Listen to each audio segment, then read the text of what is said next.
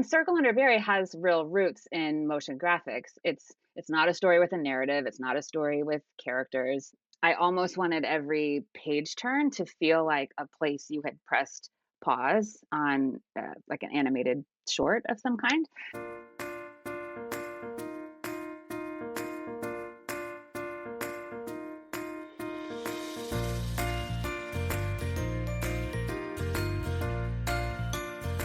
Hello, and welcome to another You May Contributorverse. I'm Josh Munkin, co-host alongside Brennan Jenneret of this here podcast, and supported by our old buddy and podcast wizard, John Seymour.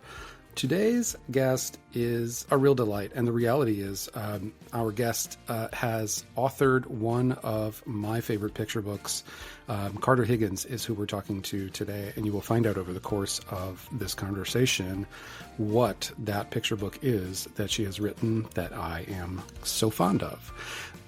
Carter's great. This conversation was fantastic. A lot of actionable wisdom here, aside from, for most of us, the fact that Carter has a background in motion graphics, but the way that she thinks about picture books in terms of being frozen moments in time from which we can extrapolate a broader movement, I think is a really a nice way to think about what we're doing with picture books. Normally, here's where I say, without further ado, here's our guest, but here's the ado. I would like to direct your attention for just a moment over to the recent catalog by Tealmore Press, who is the sponsor of this year's episode. So just want to talk a little bit about the last couple of books published by Tealmore, starting with the most recent, Fungi Are More Than Mushrooms by Alicia Gabriel and illustrated by Vivian Sarkani, followed by, in December released, was released Naked by Alan Mayfair and Gabby Moraz, which is a wonderful and nudity-filled book. And then followed also by the absolutely delightful, also superhero-themed Supermoon by Sue Lancaster and Tincho Schmidt, which has a wonderful non-fictional vibe, even though the moon on the cover has a big fist coming out of it. Catch all of Tealmore's books at Tealmore Press, TIELMOUR Press.com. And now, without further ado, here is Carter Higgins. Carter, thank you so much for coming on. I am so excited to chat with you because I'm a big fan of your books, but I've also seen you in the capacity of Ari's Academy. Storyteller Academy. Spacing it out. Oh my God, thank you. Storyteller Once Academy. Once the recording happens, our brains misfunction. I get it. I could see it. I could see it in my brain too, and I'm like, shoot, what is it? Yeah, Storyteller Academy was where I got introduced to you for real, and I just was like, oh my gosh, she's brilliant. So anyways, I'm so excited to have you on the show and chat all about your books and the journey and all the stuff. Thanks for having me. It feels like we are all hanging out in the same place, which is my favorite part of podcasts. Totally. Oh, yeah. Well, so let's before I hit record, I was saying stuff not to be recorded, but we can let's build on what we were talking about. You come from animation, so I guess tell us about let's start there with that bit of history. Sure. Yeah, I worked primarily in post-production, which is, as the name implies, sort of the end of a production pipeline. I did visual effects and motion graphics and compositing, primarily for television, documentary shows on History Channel, Science Channel, things like that. And then also was able to do some video game trailers and some film titles and odds and ends on a short form basis, which I didn't realize at the time was really preparing me for how the form of a picture book works. Totally. Is basically, art with a timeline, but self-paced rather than something that I'm animating. So I always, even the word animation, I can feel myself sort of bristle at that, because when I think of animation, I'm thinking of character animators and frame by frame, like narrative. And I didn't do that. However, I was definitely animating. So it's a nice reminder. Anything that moves through time qualifies. Yeah, and I mean, sometimes I try to think of picture book scripts, I'm not an illustrator at all. I think of picture book scripts as a little storyboard, and that must be kind of how it Right. feels for you. Right. Yeah. Right. I think it's definitely helped. Even in picture books that don't have added narrative or characters, there's still something that has to thread you from start to finish. Yeah, for sure. It's a sense of timing, really, is what that is. Yeah. We might call it Yeah, pacing in picture books, but um, timing and animation. How much? Well, first of all, are there any cool video games that you've worked on? yeah. Good question. I'm a video game You nerd. know, actually, the company I worked for like totally tanked right at the Oh, tail end of my time there. So like nothing too notable. Although we did have the licenses for like a bunch of Nickelodeon games, so I did a lot of like SpongeBob SquarePants sort of title sequences, and there was a WWE series, and I remember for like weeks I had to like rotoscope these like muscly dudes and make like orange and blue like sparkles come off of their like sweat. So I don't even remember. I don't know even know the name of the Amazing. game, but like, yeah, those were fun. Those were fun. it's the game Muscly Dudes, the very Muscly famous dudes, video game. right? Yeah. Right. Exactly. A legend in Amazing. Oh, gaming. gosh. How did you get into that animation stuff? Like how did that Yeah. go? Because then picture books was after that, right? Like that's So sort of a actually, it's sort of a picture book sandwich. ooh, okay, The excellent. Yeah, it's very, often I describe sort of my career history to people and they glaze over like that makes zero sense. Um, to me, it really does, and maybe you can clarify clarify that. But I started my work career post college as a school librarian in a small public school system, kind of in rural-ish Virginia. And at the time, this was early 2000s, and even then in this small division, we were doing a lot of really interesting educational technology projects. And, this is like almost a decade prior to the iPhone, right? I know like the iPhone is not, the greatest invention of all time, but the idea that we're so familiar with now, where there are screens just everywhere, wasn't quite the same then. But the thing that I was really noticing in terms of like short form storytelling on a screen was DVD menus. Do you remember those? This is like of an era. Or Yeah. or If you were Yes. Homestar falling Runner asleep, or something. Yeah. I got nice. Yes. looping would like you would wake up to like the same loop. But I was really fascinated that they were taking a whole entire film and compressing the story of it into this like 25-second loop with like sometimes interesting motion graphics. I didn't know that's what it was called, but that was sort of the first thing that I was recognizing. So I was doing these digital portfolios with my students and we were putting them on DVDs. And I felt really limited by the templates. This was Apple's iDVD, if you remember that. Yes. You could like make your iMovie and then burn it on a DVD. It's Amazing. been a minute since those days. Yeah. Yeah, yeah, And yeah. so, Yeah, I remember those I days. So started to notice, I was starting to notice movie title sequences. I think the other thing that feels fresh, but I might be misaligning the time here, but like a screen at the gas station that would like play a commercial. So those were the things I was noticing, like bite-size, small storytelling. So in my late 20s, I like picked up and drove across the country to Los Angeles in order to learn this thing that I realized was called motion graphics. So I went to basically a trade school for a year in a certificate program. It wasn't art school. All of my like art knowledge, study, interest has pretty much been self-taught.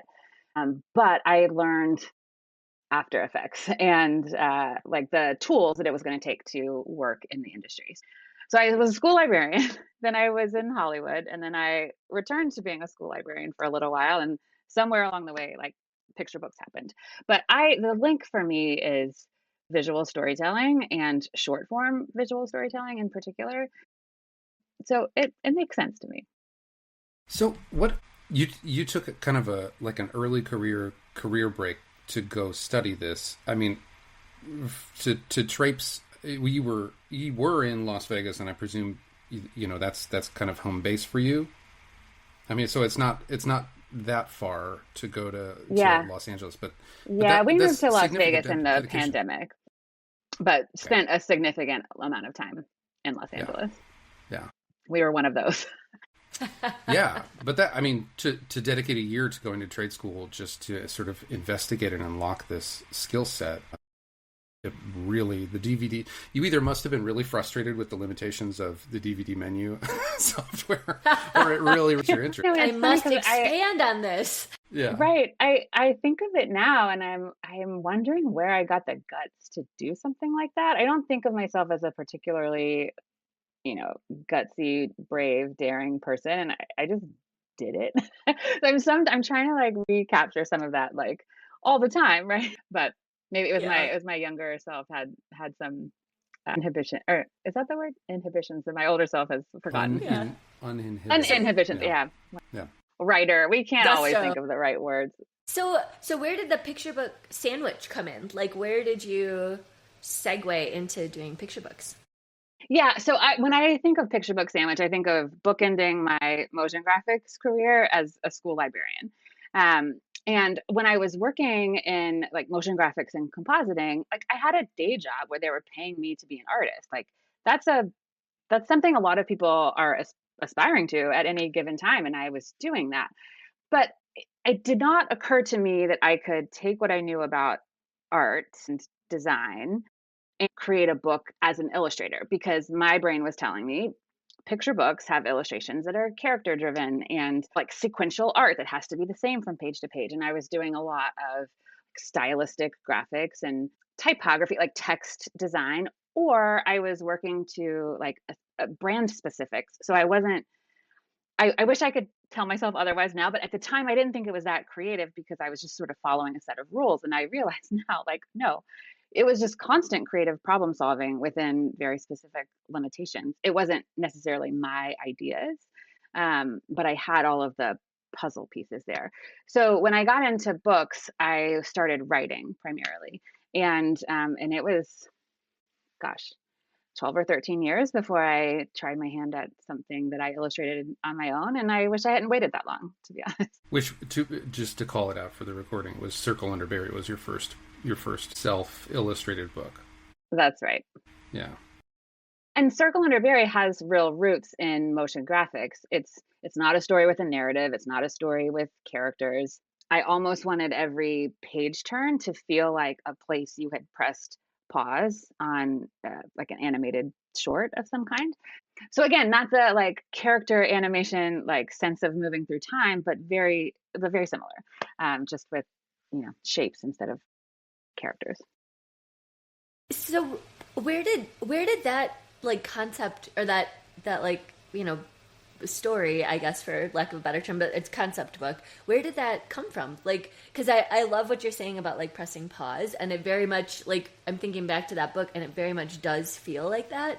But so how did you figure out like how to sort of distill something like that into a picture book, and how you wanted to like lay it out? So, one of the reasons too, I don't know that I would have articulated this at the time that I got into motion graphics and post-production, but I was always a Sesame Street fan. And, my era was like the 80s. And even with the like amazing characters that were on the show then, it wasn't like Big Bird that I was attracted to. It was those like strange short films, the animated songs, and even like the live action shots of like things happening. And so there's this website that I spend a lot of time on. It's called thekidshouldseethis.com. I don't know if you're familiar, but check it out. It's basically a really highly curated site by I believe a parent who just finds all this cool stuff on the internet that kids should see that's not necessarily designed for kids. But I mean, of course, like Sesame was designed for kids. But if I'm ever stuck for a book idea, I'm just on that site, like looking for things that are interesting to me. Again, it's the short form. It's often videos that are, 1-2 minutes.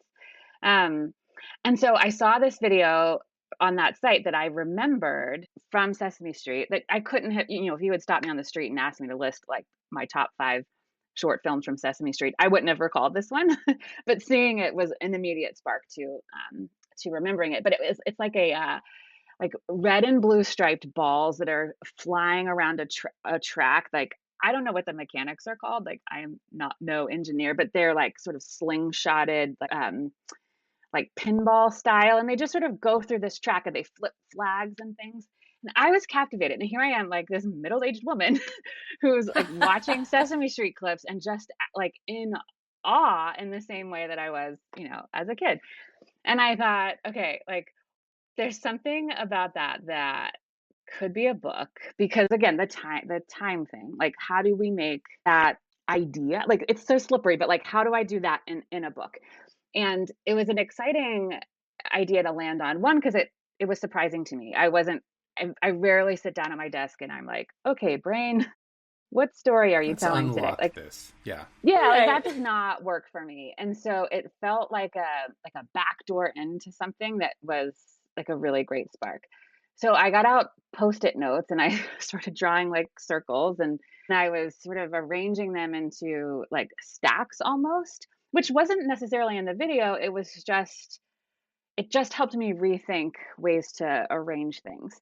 Something as simple as like this ball going through like a loop and clicking a flag over. Anyway, so the stack of post-its then became like spatial relationships. Like, what if I put a circle over a square? And what if I like there was a berry on the very first post-it note that I made. And it kind of went from there. Okay, so the writing process now I'm picturing as the still from It's Always Sunny in Philadelphia with the red threads and the conspiracy, and you guys know. Yeah. Yes. Yeah. That's a very apt description of the writing process for this, primarily because I gave myself a lot of ground rules, or like world building rules and limitations, for the poetry of it to sound good to me. And poetry is basically like Interesting. playing with building blocks also, right? So the imagery Mhm. and the approach to writing was really similar. So for example, circle under berry, any spatial relationship that was a two-syllable word under, over, you know, next to, like, technically two syllables. But anytime I was using a two-syllable spatial word, I wanted a two-syllable shape and a two-syllable thing in order for the cadence of the poetry to sort of work. So if you look at the book, actually, too, anything that's a square is only ever named a one-syllable color. And the transitions that are happening as the pages are turning, when I'm also sort of looking at ways to name something. So it's a shape, it's a color, it's a thing. Those three things had to match in sound in order for the writing to work. So it was quite a puzzle. Anybody, this comes up on a regular basis on social media, but this is such a fantastic example that refutes this notion that writing picture books is a simple process. It is Absolutely. extremely well considered. And Yeah. you would not look at Circle Under Berry. It's not to say that it seems simplistic, but you wouldn't be able to pull apart your thought process from such a simple concept. Right. And I kind of hope that you can't. I mean, maybe like that would be a fun thing to study, but I want the experience of reading it to just be like a gift to a reader, or you're having this like cued experience that you don't actually know how you're being directed, but like I'm wanting it to sound like this to your ear, and I'm wanting your eye to see this progression of color or imagery. All of those decisions are very intentional. I think of like the duck on the water, right? Like underneath, surely their little legs are just like flapping like crazy, and they just look like chill and cool on top. Like that's sort of what a picture book is. I got His that. little duck Yeah, flapping legs. no, Right. that's like a perfect way to put that. And I wanted to just draw like a parallel really quickly, because what you were saying about like world building, even in a concept book that, yeah, does seem very like you did it so well that it feels like it must have been easy to write, which we all know is not the case. But Yeah. I recently took a course on how writing a novel in verse is similar to graphic novels and comic books, in the same way that you're sort of saying like you're building this world, right? And it just is like sort of a different level of what you're looking at, but looking at it in a similar way. Like the gutters of a graphic novel are sort of the same as the line breaks in a verse novel, right? So you're sort of asking the reader to be a part of the story and like fill in those blanks, which I had never considered before. But it's so true. Like verse novels and graphic novels have a lot in common, whereas if you're not thinking about it in a critical way, they're sort of at opposite ends of the spectrum. So anyways, it made me think of your book when you were talking about world building and sort of what you want in these page turns and how that's, it's verse and it's graphic novel and it's all of those. So I love that connection. And I think too, for me, I assumed when I first got into picture books that I had to write them a certain way, right? Like I was describing that I thought like they had sequential characters, and of course many do. And it took me a while into my publishing career to really understand like, wait, like I'm not doing this project because I want to be published. That has happened and like that's great and I'm proud of it. But like what am I really trying to say and do, and where is what the way I see things and the way I make things different from what's out there? And those are the things that make all of our work wrong. yeah, sorry, Josh, I didn't want to, I so agree with you because I feel like often if I'm writing something and I'm like, oh, this is a great idea, but I can't like, it like doesn't sit well with me or I'm like uncomfortable about it. I think the thing that's missing is like, why am I doing this? Like, am I doing it for like, like the publishing world or like my agent or that editor out there who like is looking for the next big idea? And if that's the case, it feels really disconnected. So if it's not something that I feel like really good about or it's something that I really want out in the world, it doesn't feel quite like finished or like, like connected, I guess is for lack of a better term. But yeah. Right. Yeah, I agree. Just amusing now on not on my own vision for why I write the way that I do and all that. But so, Circle Under Barry came later.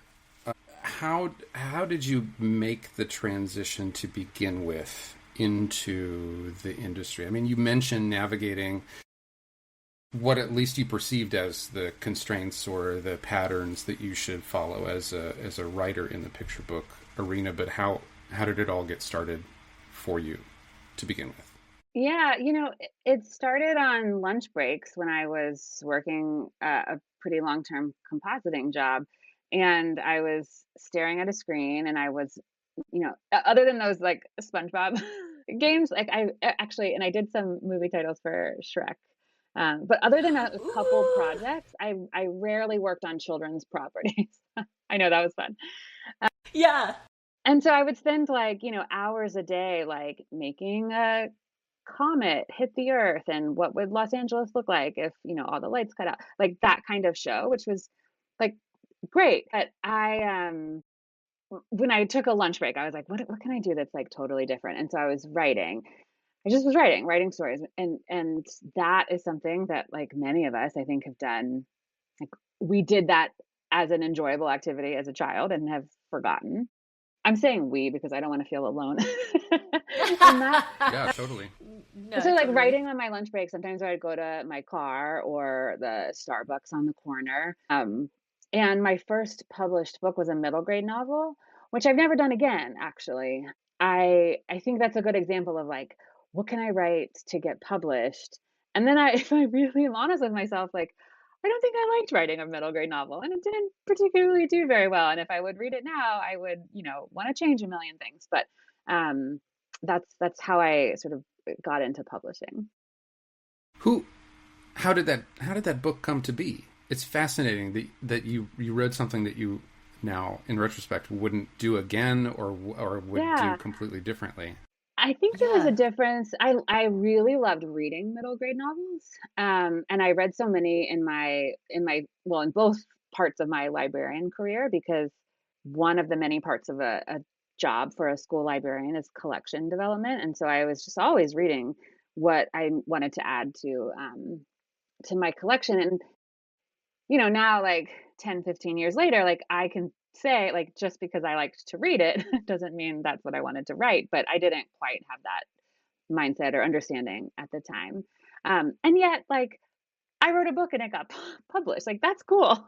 That's cool. And I'm proud of that. And I'm proud that that was sort of entry into publishing. And I'm proud that I said, wait, like what else is there? What do I really Yeah, how can I enjoy? explore? But I found SCBWI kind of on accident. I saw this, I was in Los Angeles and I saw this something. I don't even know where I saw it, but I saw something that said Judy Blume was speaking at this thing. And I thought it was like a bookstore event or like an auditorium speech, like not a gigantic, like 1,200 person conference. Then I This realized was like, after you had published your middle grade. no, this was when I was just writing it and kind of thinking, what would it be like to write for children? A lot of this also was coming from working in the Hollywood grind, being like a full blown like grown up at this point, and Boo. missing, I know, gross. I know. And missing, there was something I was missing about being a school librarian, and I didn't want to return to that. Although, like, spoiler alert, I did a few years later. But I was trying to like recapture what I liked about that, I think. Anyway, so I joined SCBWI in order to go hear Judy Blume speak. And then like truly didn't know what I was getting myself into. Still am friends with the woman I sat down next to in the like one of the front rows at the very first session. Yeah, and I didn't know what I was getting myself into, and I'm glad that I'm glad that I didn't, and I'm also glad that like I figured it out. Like I don't think Yeah. I would have gone. Like You, if you had said like go to this conference, there's 1,200 people will be there and you can learn all about children's publishing. I wouldn't have done it. Although maybe I would have. This was the same era as the girl who like drove across the country to work in Hollywood. That's I not don't know. true. exactly It Same was so girl long impulsive, ago. but It feels so with the unfamiliar. gusto. Yeah. yeah, yeah, Yeah. that's funny. It's interesting though that the middle grade came first, but mostly because it's not a graphic novel, right? It's just a straight Right. middle grade. Right. Only because like it feels like your history and coming to picture books was such a visual journey for you, and so then Yeah. writing this middle Yeah. grade, right? Which and so I guess also my question is, were you agented at the time, or did you get the middle grade just published on your own, and what was that like? Because I mean, Yeah. getting a book published is like a small miracle, and then you're sort of like, I know. yeah, I don't know, like it was all right. I wrote this I'll do that thing, again. like I know. Yeah, right, To be like- honest, like I wish I had understood earlier that my specific point of view in publishing is like sort of abstract, sort of designy, very like mixed writing. But I say this with love and I say this with pride. Like my middle grade novel that I published was basically Kate DiCamillo fan fiction. I mean, that There's is not a nothing bad wrong with place to that. start. Yeah, she's amazing. I know, and I see that clearly now. And but I did find an agent with that novel. And I had a handful of picture book manuscripts as well. And I think the body of work was appealing to him. And it took a while, but we did sell that book. And I don't mean to like be so denigrating of it. Like it is truly a special project in my, lifetime of how all of this has worked for me. But it just feels like when you see yourself as like an eighth grader and you're wearing like weird shoes, like that's kind of what it feels like. Yeah, totally.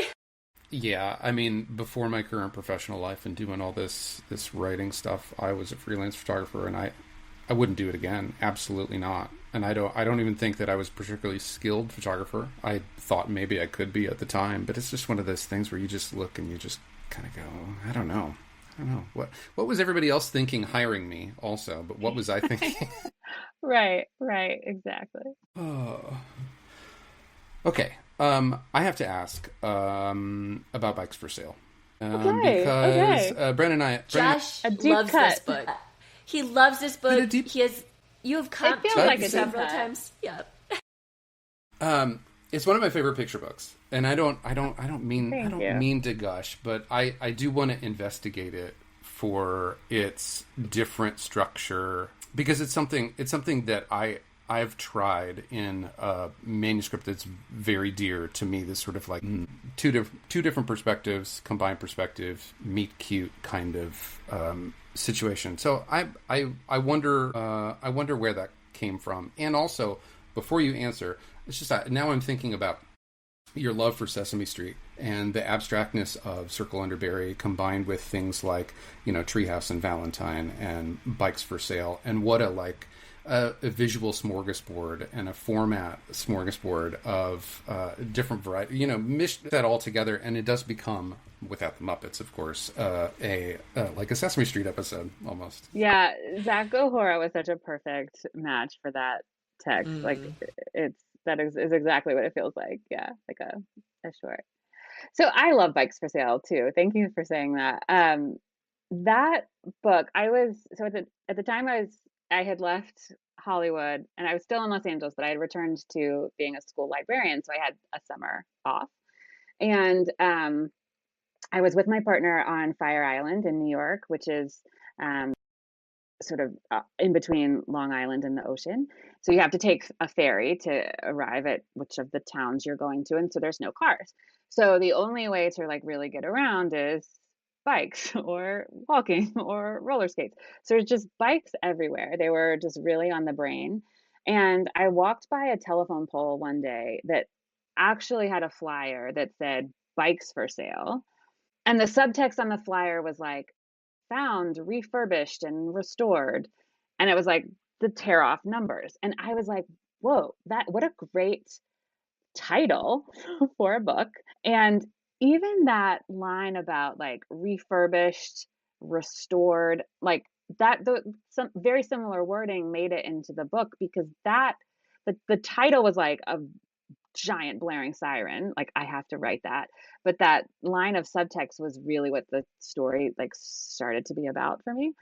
I immediately wrote the first draft. This rarely happens. I don't believe it's happened again. And when I talk to kids about this book, I always like, it's such a silly joke, but there's so much truth to it that ideas don't always come stapled on telephone poles. Like often you have to like go looking for them, but like when there's one stapled to a telephone pole, you take it.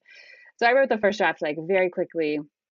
And then, subsequent drafts were trickier, of course, but so that was always at the heart of the story, was that restored idea. So what I thought would be interesting is if, in my head, there were kids. I guess technically Zach's critters are kids. I sort of envisioned these two kids having different paths with their bikes. And so they never really cross paths because they're going to different places. And then when they wreck their bikes or lose their bikes or something happens, the mechanic refurbishes them but swaps the parts. And that would like magically somehow make their paths cross because the bikes would remember where they were supposed to go.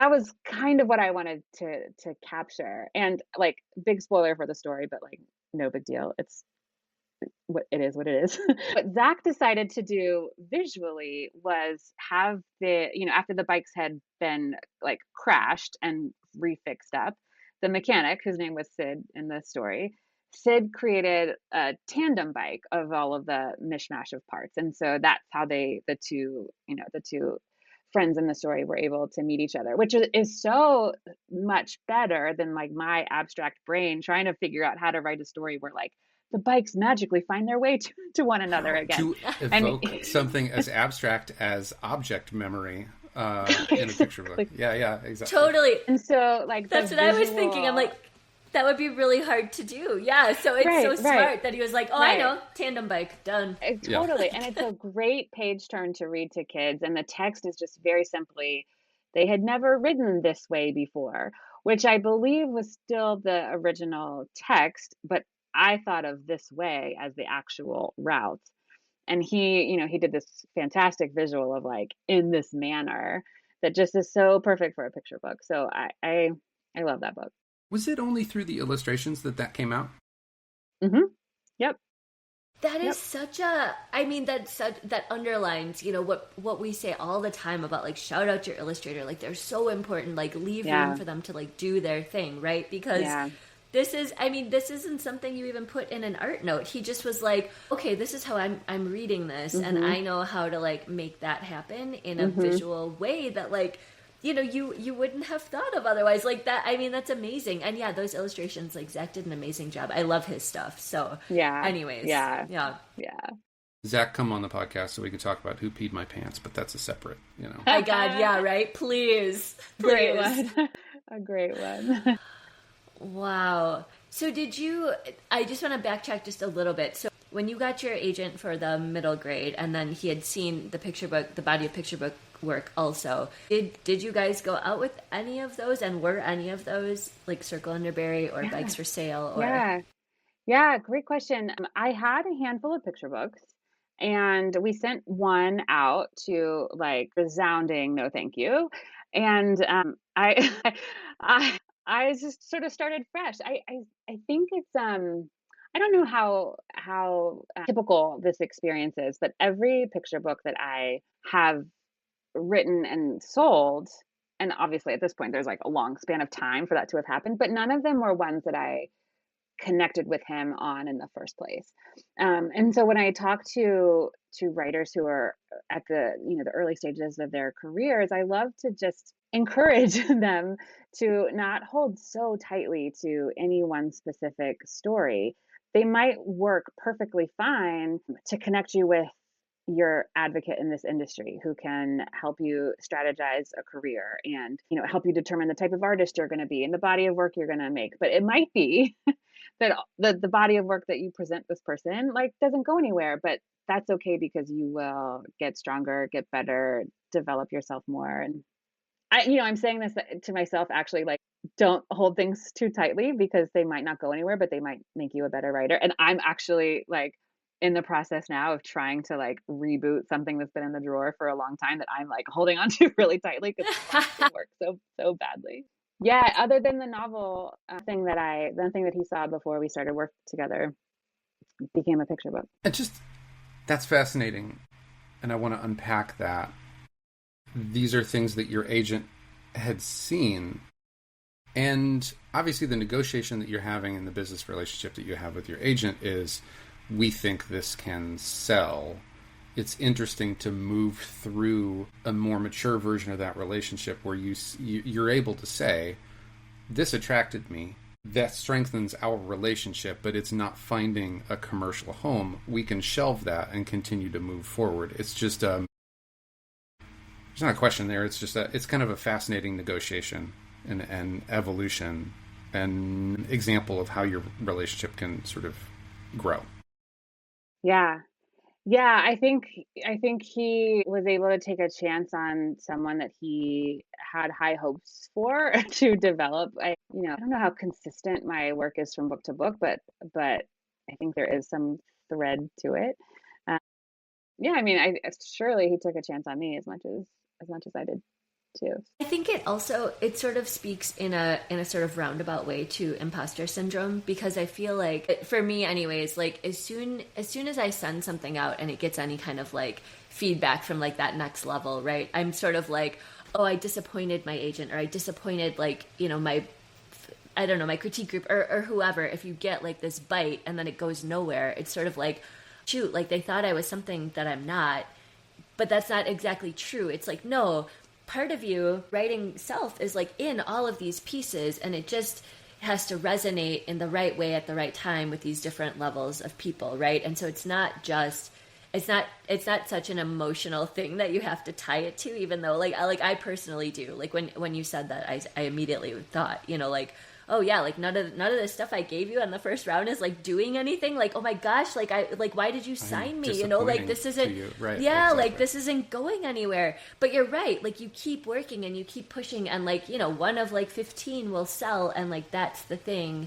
that we were sort of waiting for to sort of like unearth. So again, no real question, just like a sort of like, examination of like imposter syndrome, just sort of like, stuck out in my brain because that's what it feels like. But that's not the case. Like you have to write a lot to get the thing out there. So yeah, and none of that work was, artist's not a good writer, she doesn't have a good sense of like what she's trying to do. They weren't ever a match for publishing, but it had nothing to do with, I mean, they weren't that great, if I'm honest, but it had nothing to do with, like my like talent or potential. I'm sure they were fine. They were fine enough to interest your agent. Exactly. Right. They served their purpose. It's also, It's also hard to pull that apart, though, when you're sort of in it, to be like, oh, okay, Yeah. This rejection is not personal. It doesn't have anything to do with me. Because when you're first starting out, especially, you're like, oh, I got an agent. Like, it's over. I'm going to sell all these books. And you're like, Right. no, it's just like another stage of like passes and like critiques and like whatever. And it's hard to not take it personal then, because you're like, man, like I thought this was it. And now nothing is working. So it just feels Right. like it must be me. Right. But no, you're totally right. It's not you. It's just the industry and the timing and luck and, what everybody always says. But yeah. I am moved to talk in a more personal way about stuff that I write that I normally do. But what you're saying is, or what we're talking about collectively, is resonating really hard with some recent interactions I've had with a French English bilingual manuscript that I'm really happy with and really proud of, and Brenda's read a whole bunch. It's very cool. There's somebody not a lot buy of it. market. Yeah, somebody buy it or somebody sign me because of it. But there's not a lot of market, obviously, for a French English bilingual book. But what that's done is gotten me some of the best passes that I've ever gotten from agents. That potentially strengthens my relationship or strengthens my ability to break in because of how I guess it showcases me and who I am. So it's just kind of a reflection on Right. Yeah.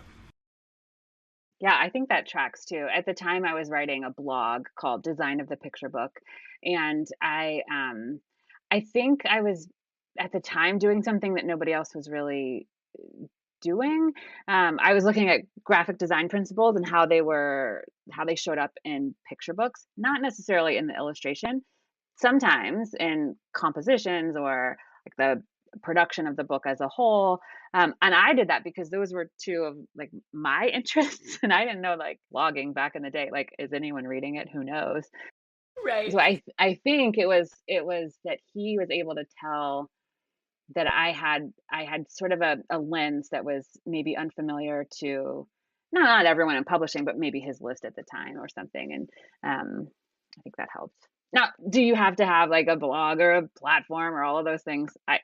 No, but I do think in my case that helped shed some light on the type of client I would be. In the same sense, hopefully the podcast for the two of us helps showcase who we are. But has it helped our writing careers? No, not specifically. But it is sort of a hallmark. Yeah. But it does do sort of a similar thing to blogs, though, where it like helps to sort of build community and network and just like those relationships, because writing can be so solitary. And also, when I was thinking about like, okay, how am I going to build my like author platform? Everyone was like, yeah, you should start a newsletter or a blog or whatever. And I was like, oh, I don't want to. But I'm like, ooh, but I really like to chat. Right. Yeah. And also like, it's okay to do something that you like to do just because it's enjoyable. Right. I think we're in this landscape now where it's like monetize all of your hobbies and, like, and that's difficult. And I do have some interests that are also like what I'm trying to earn a living doing, but I don't have to make everything I do as a reader, as someone who just really loves, the format of a picture book. It doesn't always have to be, something that gets into a manuscript that gets acquired, that turns into a bestseller, and we write off into the that's sunset. Always nice. But I wouldn't argue if it came to me. Right.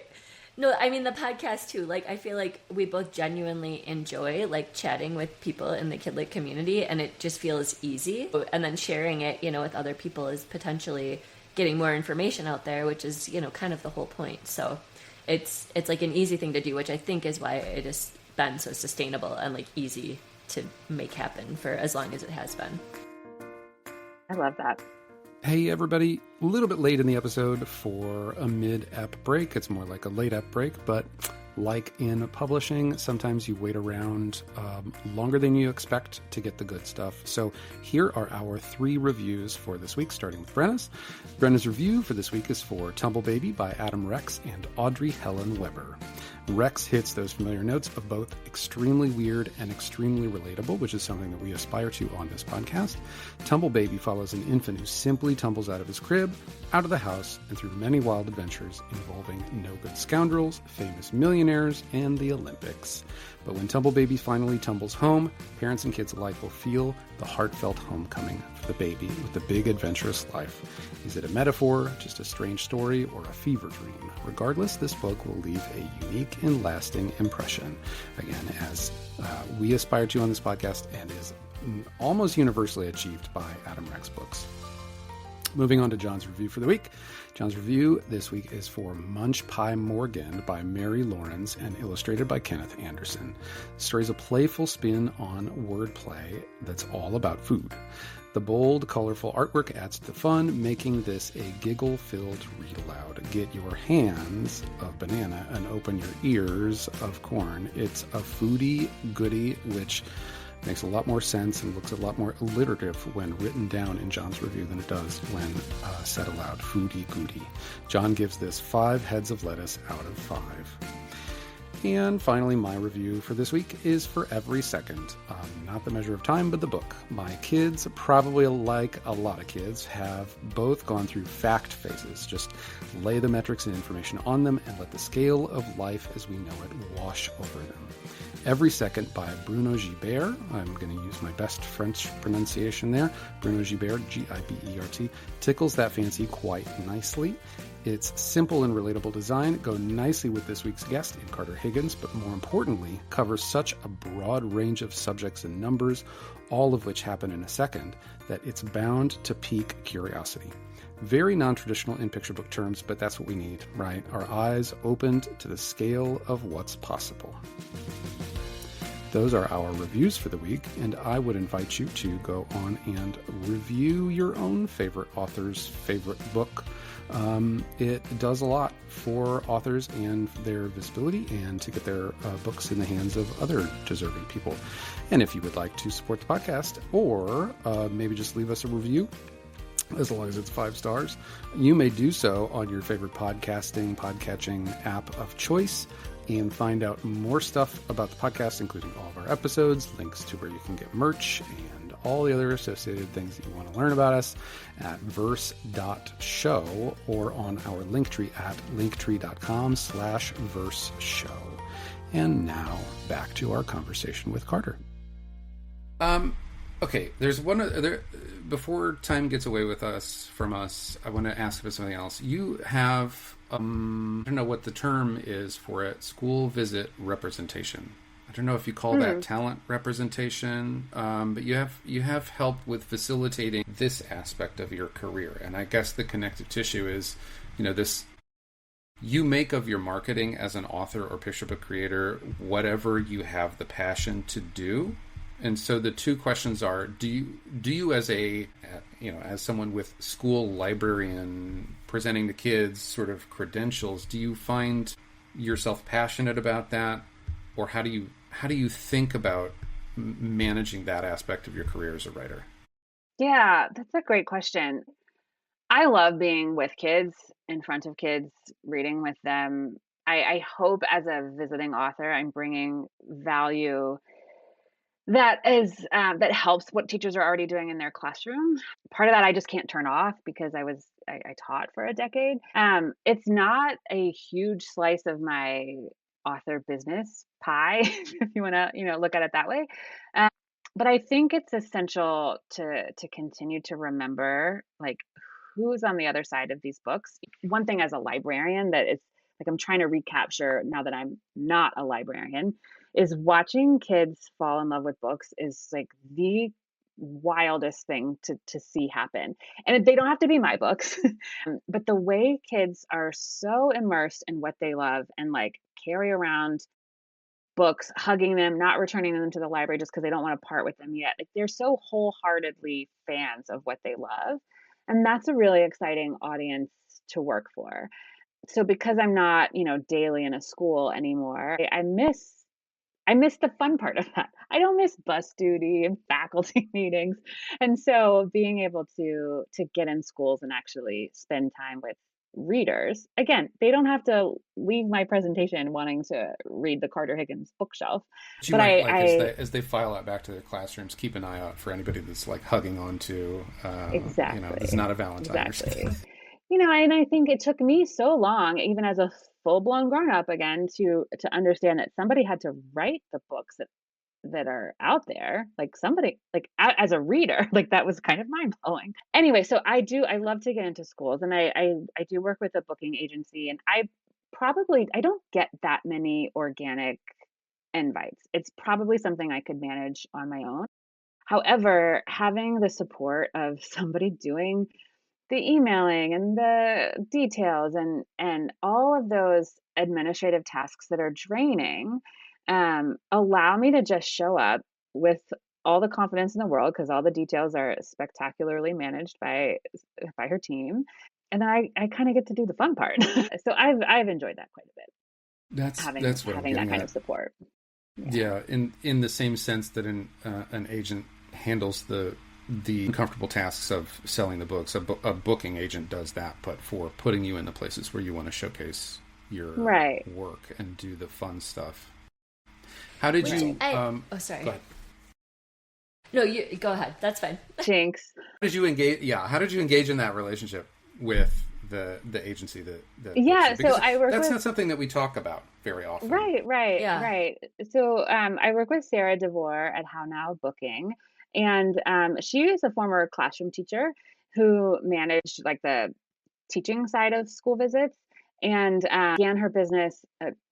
I'm sure she'll tell me if I'm telling lies, but I believe she began her agency at some point in the pandemic in order to help a handful of like personal friends of hers that needed just some extra assistance with booking tasks. So one of my writing partners, I'm going to blank on which one it is because they're all brilliant. Someone connected with her, and we just invited her to one of our critique group meetings to sort of talk to us about the work that she does and ways she could support us. And when I felt like I was ready for that, I asked for help.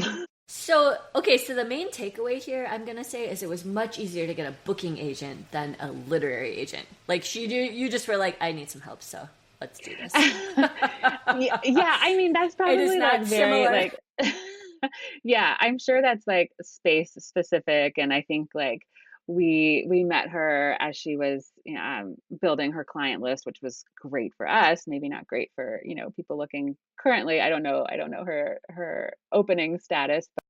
Yeah. Yeah, I think, but it's a very similar process. Like, you don't know what it's like to work with somebody who's going to support you in this aspect of your writing career until you actually do.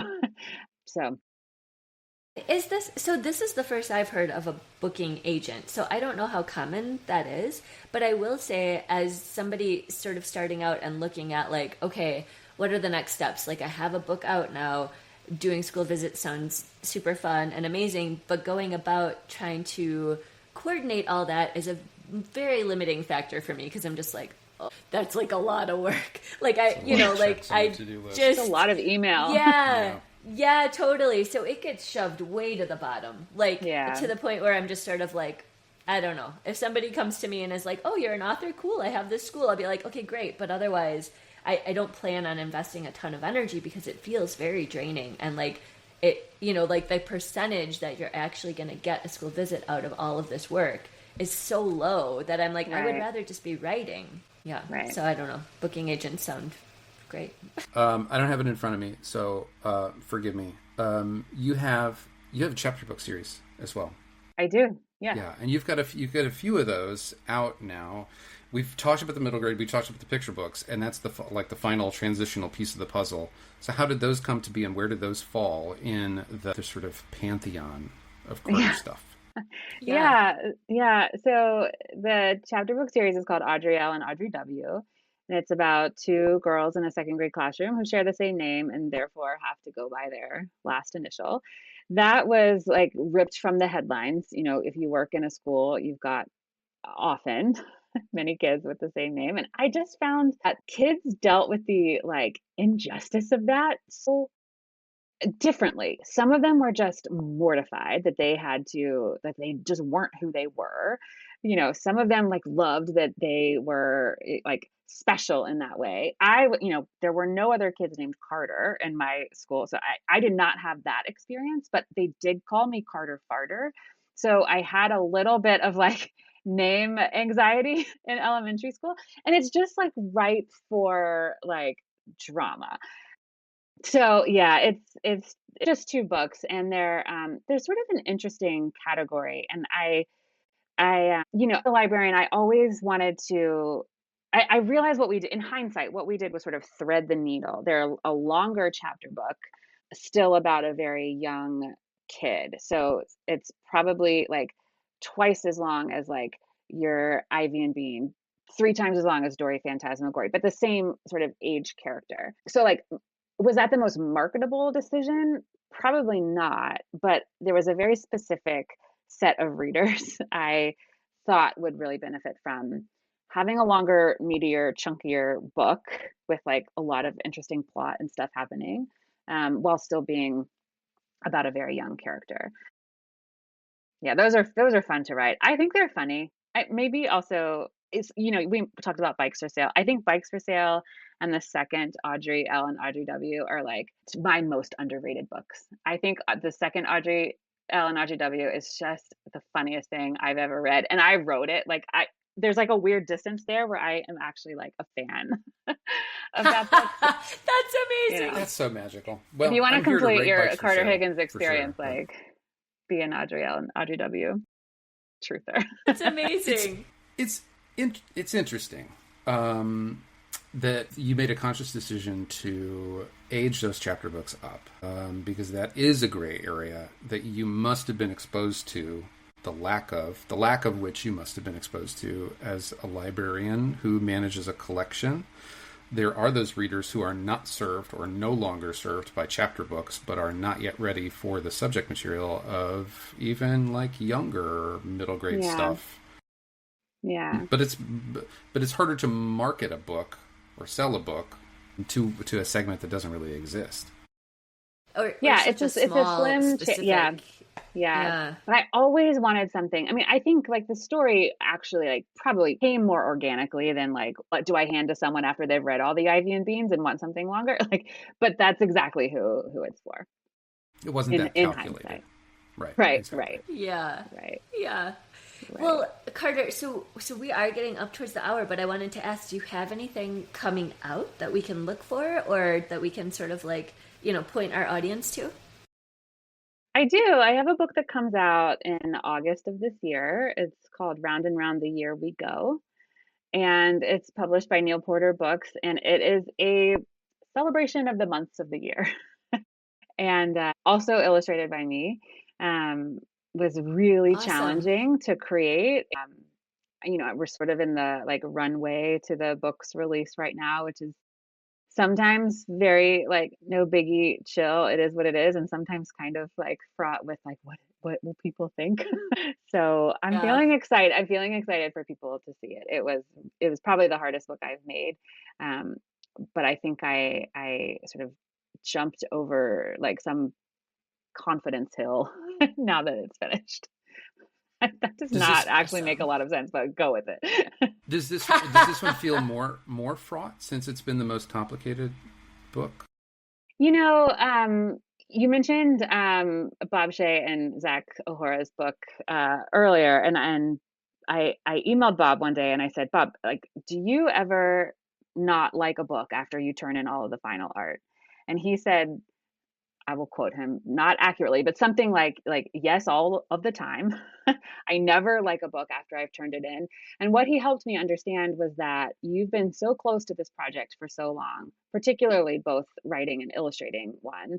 And what is all of the decisions that you had to leave out because you couldn't figure out how to do it, or you ran out of time, or just something, right? So my brain knows what I wanted this to look like or wanted the experience to be, but nobody else knows that. And so I loved hearing that, and that helped quite a bit with like, I don't know, just this stress around like, was this my best work? Is this good enough? And it doesn't matter if it saw, wasn't, right? Like it was the best I could yeah. do in the time frame that I made this book. Yeah, I mean, I obviously haven't read it because it's not out. But I saw the cover for it, and it's very engaging and very attractive. And I'm sure it's a wonderful book. Yeah. I can't wait Now to that read it. there's been some time away from the process of making it, like my perspective has changed quite a bit, and I am excited for it to come out, and I do think people will like it. Um, with my Circle Underberry and Some of These Are Snails, like those are concept books about like shapes, colors, spatial relationships, like math concepts. Round and Round the Year We Go is about the months of the year. These are not topics that are uncovered or like Right. that have not been done before, right? So Right. the challenge of I really want to tell a book about the months of the year, but how can I do it in a way that feels fun for me to work on, and maybe is different from what else is, just selling year over year over year. So Yeah, I like the challenge of that quite a bit. it might give teachers a fresh perspective on how to sort of Yeah, approach that subject matter. yeah, Also, I like what you and Bob chatted about too. Like you're the only one who has in your brain, what you wanted it to be. And it just made me think like at every level of writing a book, at some point you let it go into the world, and that's when, the reader has their own experience and they, sort of right, understand the book in a very specific way that maybe you didn't even see when you were writing it, but it comes across right, in this way right, that you're sort of like inviting them to be a part of. Just like, novel and right, verse leaves these bigger areas to interact with. And like graphic novels, same thing, like in those gutters, that's like where the reader is supposed to come in.